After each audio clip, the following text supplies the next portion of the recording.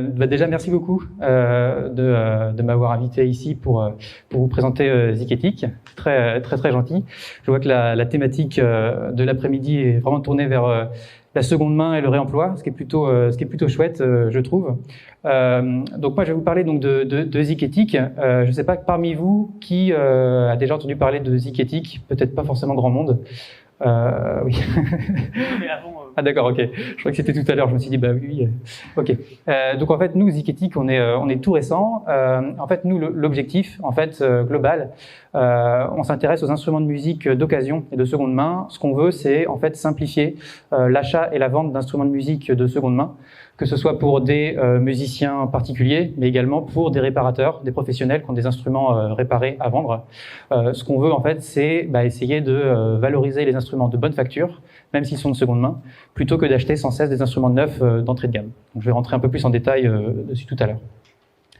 Donc, je vais d'abord commencer par vous présenter donc Ziketik, notre spécification sur les instruments d'occasion, notre façon de fonctionner, notamment sur la vérification des instruments, et également les services qu'on propose. Et ensuite, je ferai un petit point spécifiquement sur les pianos et ce qu'on fait chez Ziketik.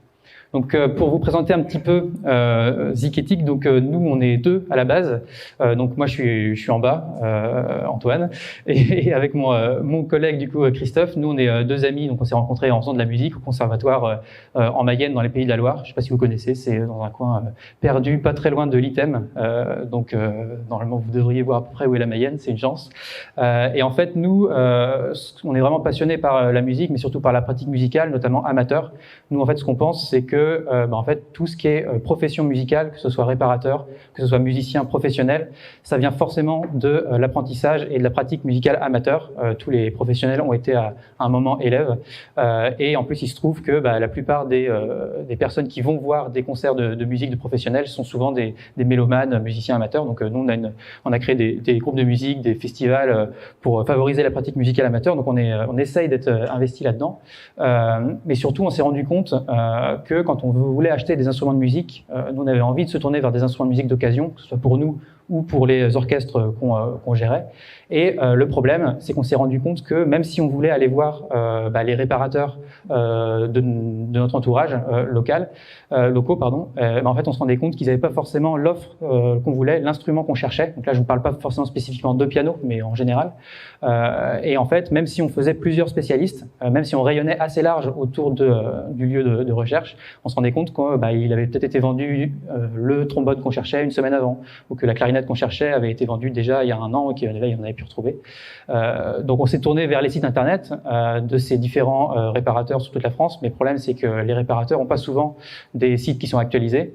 Donc en fait ça a été un problème pour nous de trouver les instruments de musique. Alors il y en avait évidemment sur les sites généralistes de seconde main qu'on connaît tous. Le problème c'est que là, pour avoir un état des lieux de l'instrument qui est vendu, de pouvoir tester les instruments, c'est compliqué, notamment pour pouvoir être sûr que l'instrument nous correspond. Alors quand vous voulez acheter un instrument, alors les pianos, mais même une guitare ou un saxophone, souvent vous pouvez l'essayer, vous donnez rendez-vous sur le parking d'un supermarché, vous l'essayez un quart d'heure et en fait c'est pas super quoi. Vous pouvez pas l'essayer dans l'acoustique que vous maîtrisez. Donc nous on a trouvé ça complexe et on trouvait ça bizarre qu'en fait il n'y ait pas de moyens qui existent pour valoriser la seconde main et que ce soit simple d'acheter de seconde main. Donc nous, en créant Ziketik à la base, ce qu'on voulait, c'était trois choses. C'était rendre accessible le plus possible les instruments de bonne facture et que la notion du prix ne soit pas une notion pour passer à côté d'instruments de bonne marque. Second point, on voulait donc réduire les importations d'instruments neufs d'entrée de gamme et du coup se tourner le plus possible vers des instruments qui sont déjà présents en France, qui ne demandent qu'à être réparés, qui ne demandent qu'à être sortis des conservatoires, des placards des musiciens et qui en fait pourraient justement servir de matière première pour les différents réparateurs présents en France. Et justement, le troisième point, c'est de valoriser les différents réparateurs indépendants qui, en fait, sont d'une tendance globale de moins en moins utilisés par l'ensemble des personnes qui jouent un instrument de musique, parce que justement, la plupart des musiciens, notamment qui débutent, se tournent vers des instruments de mauvaise facture et du coup peu durables. Donc, je ne vais pas vous faire un cours magistral sur l'économie circulaire, rassurez-vous, c'est juste pour vous dire qu'on est parti en fait sur comment se conceptualise l'économie circulaire. En fait, il y a trois domaines importants sur en fait la création d'un instrument, c'est comment il est fabriqué, comment il est utilisé et comment il est recyclé ou comment on gère sa fin de vie. Nous, ce qu'on voulait, c'était gérer justement les différentes zones de vie d'un instrument de musique. Donc d'abord, c'était justement d'intégrer au maximum les fabricants d'instruments de musique dans notre processus de réflexion pour valoriser justement les instruments qui sont durables et essayer de les mettre en avant. Et que nous, ce qu'on aimerait bien, ce qui serait chouette en fait dans l'avenir, c'est que quand un musicien a le choix d'acheter un instrument de musique neuf, il n'y ait pas que le critère du prix qui soit intéressant pour lui, mais qu'il y ait aussi la notion de durabilité et de réparabilité d'un instrument. Concernant la durée de vie d'un instrument de musique, nous, ce qu'on a fait, c'est justement, on a créé un site internet qui permet en fait justement d'avoir des services qui sont adaptés aux instruments de musique de seconde main, que ce soit sur la transaction, mais également sur la livraison. J'y reviendrai tout à l'heure. Et également, on a voulu justement allonger la durée de vie des instruments de musique. Donc nous, on n'est pas réparateurs, mais on a voulu justement que les réparateurs professionnels indépendants soient un maillon essentiel de cette économie circulaire. Et justement, on a essayé justement au plus possible d'intégrer les ateliers de réparation physique dans l'écosystème digital pour leur donner justement une vitrine en ligne pour les instruments qu'ils veulent vendre, également pour pouvoir réparer les instruments vendus entre particuliers. Et enfin, on en parlait Océane en parlait tout à l'heure, la notion de fin de vie des instruments de musique, comment faire pour réparer les instruments sous forme de pièces détachées pour qu'elles soient réutilisées par les réparateurs, et puis sinon comment les réemployer dans d'autres usages que la musique. Donc, juste pour vous expliquer concrètement comment on fonctionne actuellement, en fait, on a un réseau de réparateurs qui sont indépendants, qui sont présents partout en France et qui sont partenaires de Ziquetic. Donc, eux, ils ont déjà des instruments dans leurs ateliers.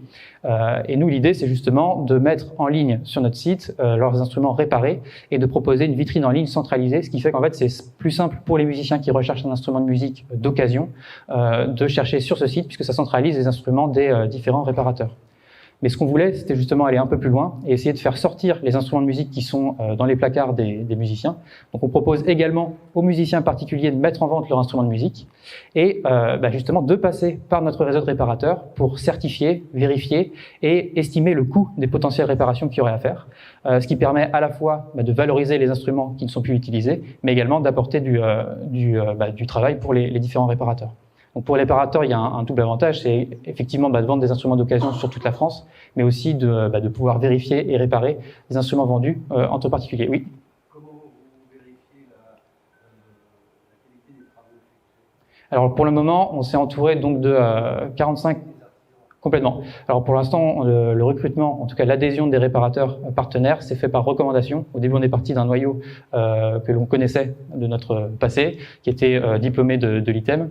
Et au fur et à mesure, quand on allait les voir, on leur demandait s'ils connaissaient eux des réparateurs qu'ils nous recommanderaient. Donc on a fait comme ça petit à petit. L'objectif, nous, maintenant, ça va être effectivement de grandir et de raffiner le maillage de réparateurs qu'on aurait partout en France, et la notion justement de comment définir la qualité d'un réparateur, parce que nous, c'est pas notre métier, on n'est pas réparateur, on n'est pas formateur non plus. Ça va être une question, et je reviendrai justement juste après sur un travail qu'on fait avec notamment l'ITEM à ce sujet-là. Je ne sais pas si ça répond à votre question. Voilà. D'accord, du coup je vais revenir juste après. Donc on a créé donc un site en ligne, donc on a lancé il y a 2 ans maintenant, et donc l'objectif, c'est vraiment spécialisé sur les instruments de musique d'occasion. On propose donc des instruments qui sont vérifiés, on s'occupe du paiement sécurisé, on propose le paiement plusieurs fois, donc pour les différents réparateurs ça peut être un avantage, et on s'occupe effectivement de la livraison aussi. Donc les instruments sont vendus, nous on envoie le bon d'expédition directement, donc le réparateur n'a plus qu'à le coller et un transporteur vient chercher l'instrument directement et c'est livré chez le musicien. Le musicien qui bénéficie en plus donc d'une période d'essai de l'instrument. Donc c'est vraiment, en fait, on essaye d'apporter le plus de services possibles qui existent dans le... Alors justement, là c'est vraiment tout type d'instruments. Pour l'historique, nous on est plutôt par commencer sur les instruments, donc avant guitare, donc tout ce qui est plutôt transportable, vous en conviendrez. Et justement sur les pianos, j'y viendrai à la toute fin, c'est en fait justement une question ouverte sur est-ce que ça peut être transposable, est-ce que ça peut être imaginable de transposer cela pour le piano. Alors en vélo ça peut être pas mal effectivement. Faudra des bons mollets, mais pourquoi pas. Et donc voilà, donc pour justement nous organiser tout ça, ce qu'on a voulu faire, c'est nous entourer justement des professionnels qui sont déjà dans le métier. Donc le réseau de réparateurs pour certifier les instruments de musique, mais aussi justement des structures telles que l'ITEM pour réfléchir à comment est-ce qu'on peut différencier, entre guillemets, un bon d'un moins bon réparateur sur telle ou telle expertise. La chambre syndicale de la facture instrumentale également pour réfléchir à la notion de durabilité des instruments de musique. Également les conservatoires et écoles de musique qui sont en fait très intéressés pour sensibiliser et pour en fait orienter les parents d'élèves vers de la seconde main, parce que souvent les parents d'élèves demandent au professeur j'aimerais bien acheter tel instrument puisque le professeur m'avait dit d'acheter telle marque mais c'est trop cher neuf, où est-ce que je peux le trouver d'occasion? C'est un peu compliqué de répondre souvent si l'atelier local n'a pas de quoi répondre. Et en fait pour tout ça, on est aussi en travail avec la Fédération nationale du réemploi. Alors ça vous parle peut-être pas, mais en fait elle a déjà beaucoup travaillé sur d'autres domaines d'activité. Nous, l'idée, c'est justement pas de copier-coller et d'amener ça au domaine de la musique, c'est pas du tout ça. C'est d'essayer de voir en fait qu'est-ce qui a déjà été inventé dans d'autres domaines d'activité, qu'est-ce qui peut être exporté dans le monde de la musique, et justement de le proposer à l'ITEM, CSFI, et justement à vous aussi aujourd'hui, et de voir en fait qu'est-ce qui peut être imaginable et acceptable pour le monde d'activité de la réparation. Donc effectivement, on a déjà pas mal de réparateurs partenaires sur plusieurs familles d'instruments, mais justement pas les pianos. Oui, dans le sud, mais alors bon, petite anecdote, mais j'ai une peau de roue, donc effectivement le sud, voilà, j'aime pas trop le soleil. non, blague à part, effectivement, ça s'est fait comme ça, justement par recommandation, comme je le disais, et donc effectivement, c'est plutôt resté au niveau ouest ou centre, mais on aimerait bien justement élargir notre cercle de réparateurs, tout en restant cohérent aussi sur la qualité des réparations et des estimations qui sont faites. Et nous, notre volonté, c'est aussi de pouvoir rapprocher les musiciens et réparateurs, puisque justement pour l'exemple des pianos, ce qu'on aimerait bien, c'est quand un piano est mis en vente sur notre plateforme, que l'on indique à un technicien local proche du lieu du piano d'aller, s'il est disponible, si ça vaut le coup selon les photos, et bien sûr sous forme de rémunération, de pouvoir justement aller vérifier l'état de l'instrument, voir s'il est effectivement vendable, en tout cas utilisable pour le prochain acheteur, pour que l'acheteur ne soit pas lésé lors de son achat, et aussi pour avoir une notion de s'il y a des coûts de réparation à faire, de combien ça pourrait être. En fait, l'idée, c'est d'apporter le plus d'informations possible pour que le musicien intéressé pour acheter ce piano ait les clés en main et puisse pas se faire arnaquer, même si souvent c'est de bonne foi, mais c'est sans mal derrière. Mais voilà. Donc, ça c'était juste pour vous dire que voilà, on a quand même des gens qui trouvent ça intéressant, que ce soit des musiciens ou des réparateurs. C'était juste pour vous montrer que voilà, je ne raconte pas que des sottises. Et donc voilà, bien la notion des pianos d'occasion.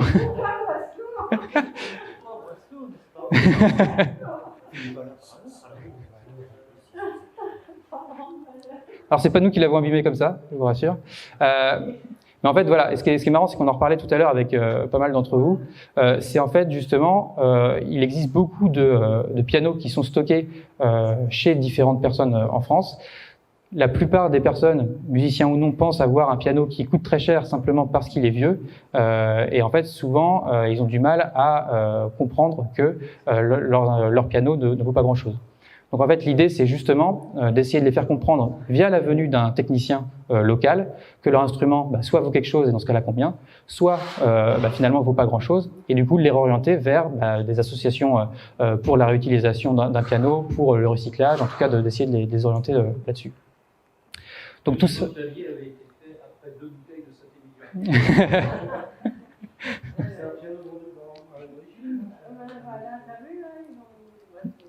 Beau boulot.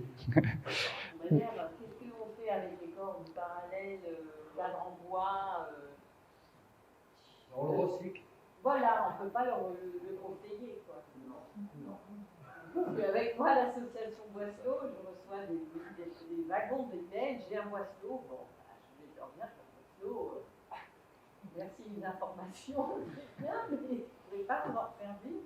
Sauf ceux qui sont des dernières années, 1900, 1905, mais avant, c'est difficile, hein, il ne tient pas à une diapason normale, il a une mécanique à marionnette.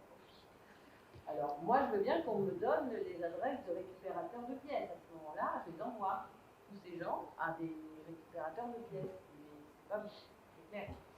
Justement, c'est pas très clair. Non, justement, nous, il y a plein même de réparateurs professionnels qui sont pas au courant de tout ce qui existe. Nous, l'idée, c'est justement, on est justement en train de travailler aussi avec la SSFI pour essayer de voir quels sont les acteurs au niveau national qui permettent de récupérer les pièces détachées et les pièces qui pourraient être réutilisables. Donc là, c'est plus un travail qu'on fait avec l'ITEM.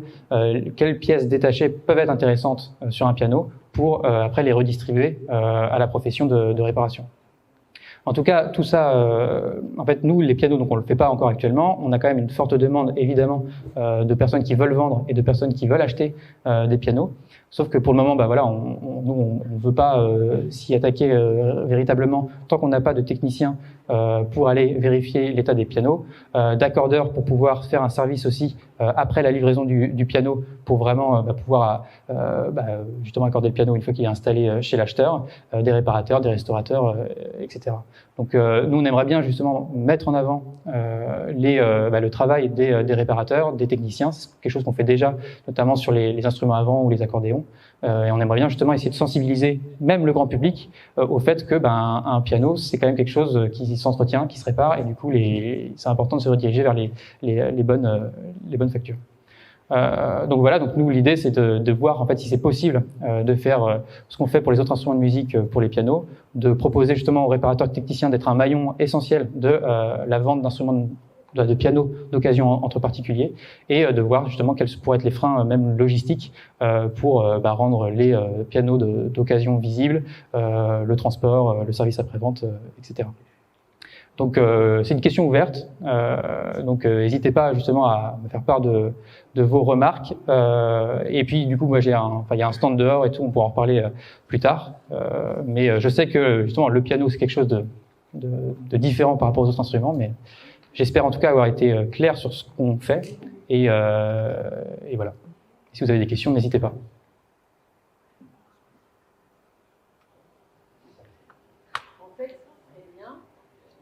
À l'issue de cette première orientation du piano quand il n'y a personne devant, parce qu'elle ne connaît pas l'état, effectivement, c'est peut-être que s'il y a quelqu'un qui est intéressé pour créer cette banque de récupération, parce qu'elle n'existe pas encore, je ne sais pas où les envoyer. Moi, je ne dis pas les déchetteries parce que ça m'a fait mal au cœur, mais bon, le piano, il ne peut plus servir, il peut récupérer des pièces. Donc, s'il y a quelque part une banque de récupération, moi, je crois qu'on est un nombre à pouvoir les fournir. Il y a deux sujets là. La récupération, on l'a traité précédemment. Mais il n'y a pas de banque. Et là, on passe à autre chose. Soit il fallait répondre tout à l'heure. Non, mais ils s'en occupent pas. Mais ce qu'il y a, c'est que les gens ne savent pas ce qu'ils ont forcément. Ils vont lui envoyer un piano, j'ai un piano avant. Oui, mais je ne connais pas de gens qui travaillent gratuitement non plus. Donc tout est compliqué là. Voilà. Parce que bon, il faut identifier les pianos, voir quelle est la nature des instruments, s'ils sont utilisables dans le temps, pouvoir garantir tout ça. C'est pas simple. Ouais. Non, c'est pas simple. Bon, les petits instruments, c'est plus facile. Ouais. Les porter, les amener à la professionnelle. Un piano, c'est déjà une logistique qui impose une complexité.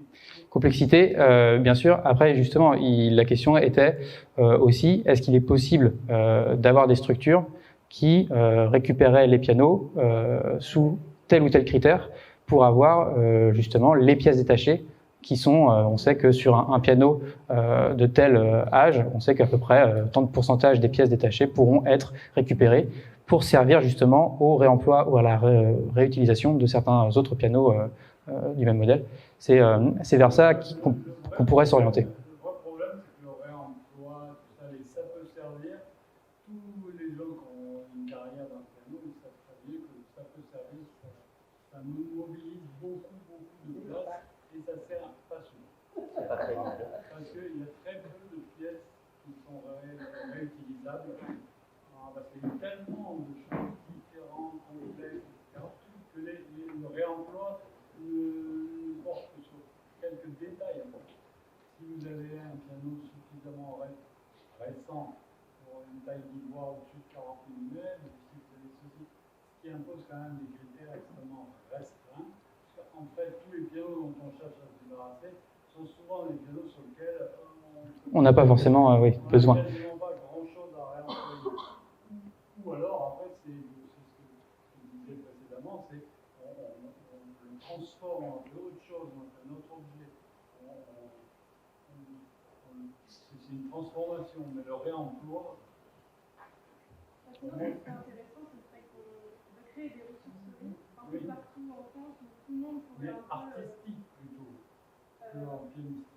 Les deux, si on a besoin de certaines choses, je sais pas, une pédale de certains modèles, il y a des Imaginez, moi j'ai des tonnes. J'ai fait le déménagement de Luc. Et pourtant, je me dis que ça peut servir. Quand il faudrait créer un réseau en fait. Ouais. Pour que tout le monde sache où est-ce que c'est écrit. Oui, on le fait entre nous déjà.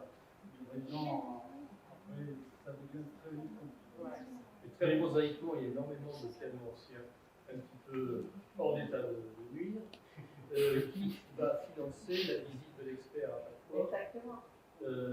Parce que sur 10 pianos qu'on va voir, il y en aura automatiquement 6 qui ne valent plus rien. Donc qui va payer l'expertise?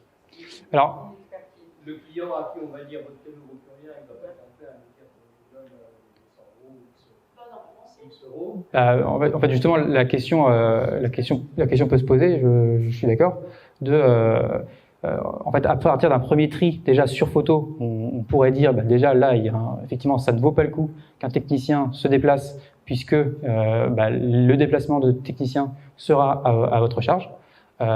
Et du coup, en fait, les vendeurs font le choix ou pas de faire venir un expert sur le lieu où est le piano. Donc c'est le client vendeur. C'est le client vendeur qui prendrait ça en charge. Parce qu'effectivement, en fait, l'intérêt, c'est justement ensuite d'avoir une certification par un technicien professionnel sur l'état réel du piano, et donc de pouvoir vendre plus facilement auprès d'un acheteur potentiel. Mais effectivement, c'est une très bonne idée, parce que la première expertise qu'on va faire, c'est photographique. Parce que, un technicien qui a déjà un petit peu vu le piano, c'est très bien au premier coup d'œil, dans le style, la marque, ceci, identifier quel piano va pouvoir. Vous voyez l'intérieur d'un piano, si vous voyez des pièces toutes cassées, jaunes, etc., vous savez que ça va déjà compliquer la donne. Après, vous avez des marques qui sont répertoriées, connues. Donc, on va aller plus loin à partir de certains critères pour déterminer. Mais effectivement, la première strate, c'est la photo. La photo, et pourquoi pas aussi le vidéo ou l'enregistrement sonore. En fait, ce que je voulais dire par là, c'est surtout d'avoir des photos, certes, mais des photos d'endroits précis du piano. Voilà. C'est ça. Flou, de face, dans l'ombre.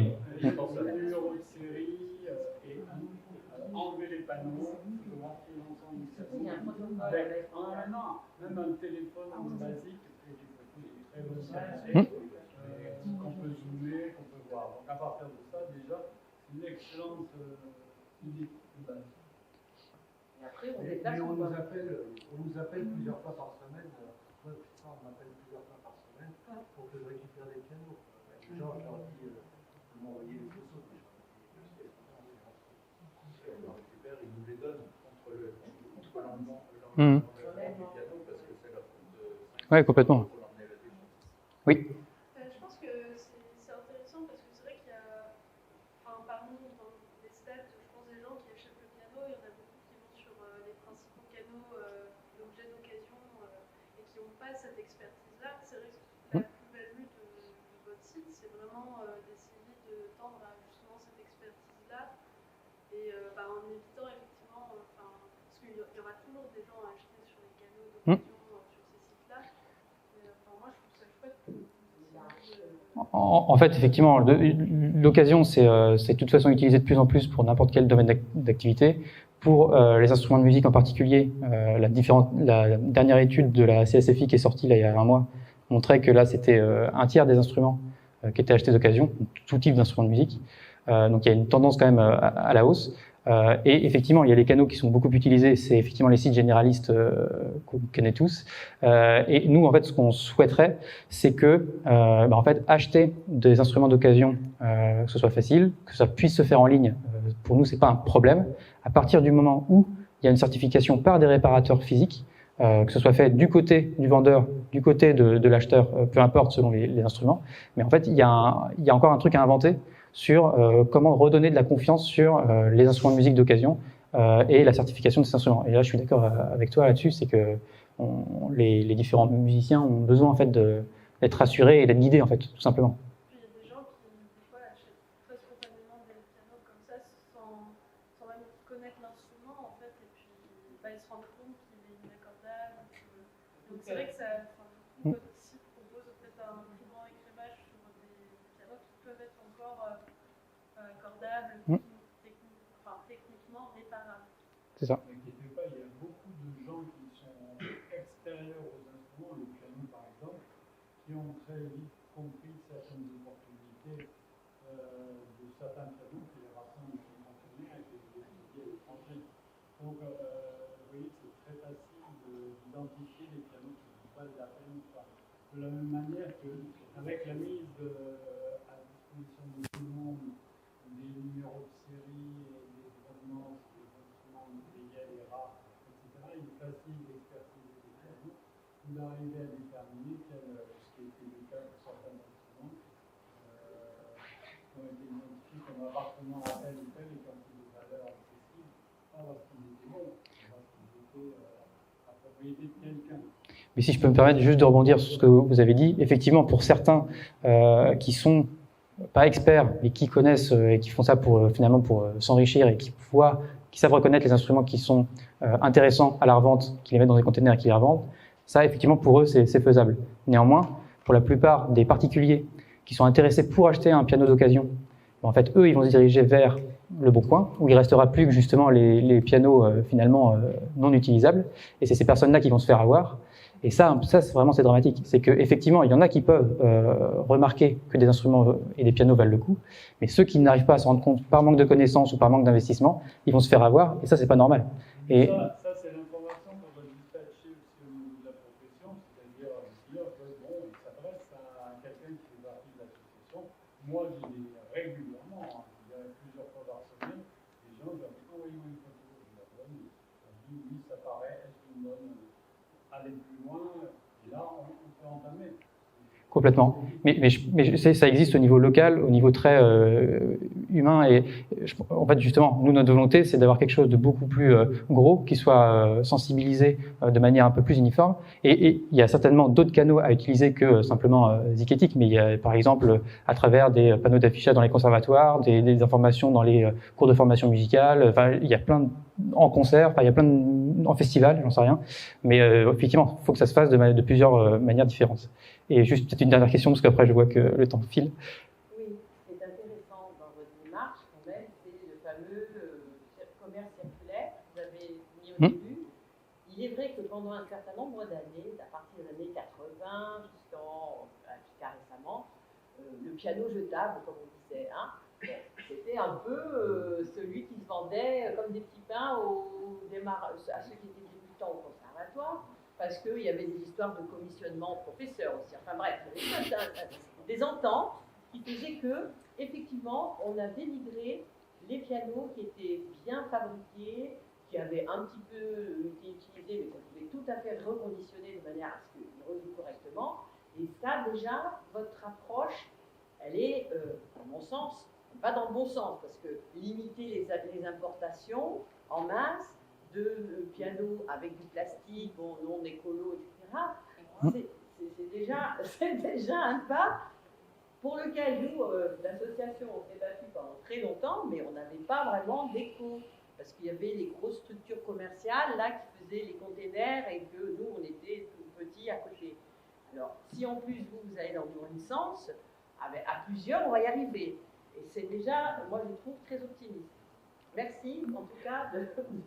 Merci pour cette note d'optimiste, effectivement. Mais oui, forcément, si on s'y met tous et toutes, on va. Voilà, ça fait des années qu'on essaye. Oui, pardon. La personne qui veut vendre un instrument peut s'inscrire sur le site, comment ça se passe. Oui. Et est-ce que vous, de votre côté, si vous n'êtes pas sûr de la qualité de la personne, du réparateur ou du prestataire qui vend le piano, est-ce que vous refusez? Alors là, vous parlez du coup en tant que réparateur qui veut s'inscrire?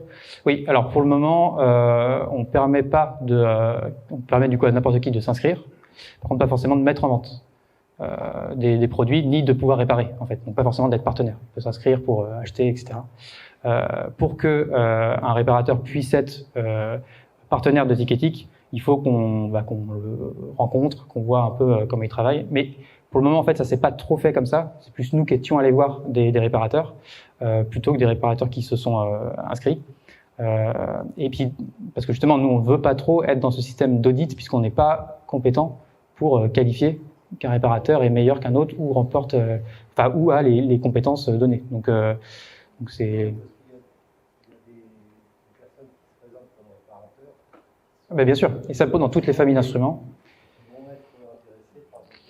Et voilà. Et pour aller du coup un peu plus loin, on est justement en train de travailler sur comment faire pour pouvoir avoir une méthodologie pour recruter de manière cohérente des réparateurs.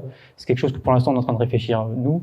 Évidemment, si on voit qu'il y a un intérêt pour vous aussi, en tant que technicien piano, à adhérer à ce type de stratégie, il faudra qu'on réfléchisse avec vous, avec l'association Europiano, sur en fait, quels pourraient être les critères, selon vous, pertinents. Quoi. On avait parlé de fermer la brèche sur Europiano, dans différents secteurs, et ce serait bien justement. Ça rentre complètement dans le fait d'être, pourquoi pas labellisé, pourquoi pas certifié, après avoir...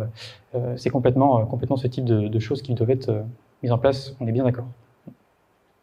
En tout cas, merci beaucoup. Et si vous avez d'autres questions, d'autres remarques, n'hésitez pas à venir me voir tout à l'heure. Bonne fin de journée.